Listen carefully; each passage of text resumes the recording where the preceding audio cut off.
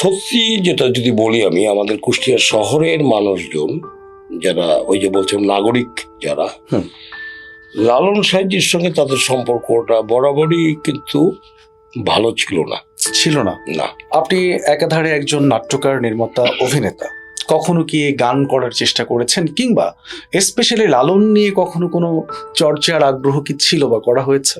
অদ্ভুত ব্যাপার, বাড়ির কাছে তোমার হচ্ছে যে মধুবতী, কিন্তু আসলে লালন সাহেবজি মানে সত্যি যেটা যদি বলি আমি, আমাদের কুষ্টিয়া শহরের মানুষজন যারা ওই যে বলছেন নাগরিক যারা, লালন সাহেবজির সঙ্গে তাদের সম্পর্কটা বরাবরই কিন্তু ভালো ছিল না।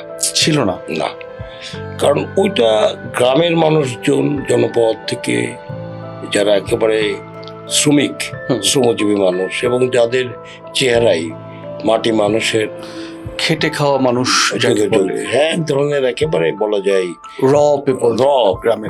গ্রামীণ জনপদ বলতে যা বোঝায়, ওরা যেতেন, ওনারাই আসল। তো আমরা লালন সাহেবের দর্শন তো আসলে এগুলো তো সব পরের মানুষকে নিয়ে পরের বিষয়।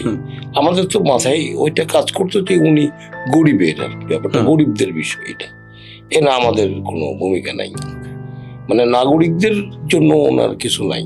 আচ্ছা, ওইটা তো শ্রোতা, ঘটনা, প্রেক্ষাপট সবই শ্রমজীবীদের, সাধারণ মানুষের, ওই জনপদের জন্য, ওই গণমানুষের জন্য। সেখানে আমাদের অংশগ্রহণ কি? আমরা তো ওই চিন্তা থেকে এক ধরনের দেখতাম, একটু সেপারেট থেকেছেন। হ্যাঁ, সেপারেট থাকছি। তো বলতে পারা যায় যে যখন থিয়েটারটা করা শুরু করলাম, মানে আমরা যখন আরেকটু ম্যাচিউর হলাম, তখন প্রসঙ্গক্রমে লালন সাহেবজি চলে আসলো। বিশেষ করে মানুষ বুঝলে শোনার মানুষ হবি একটা উৎসবের একটা ট্যাগলাইন হলো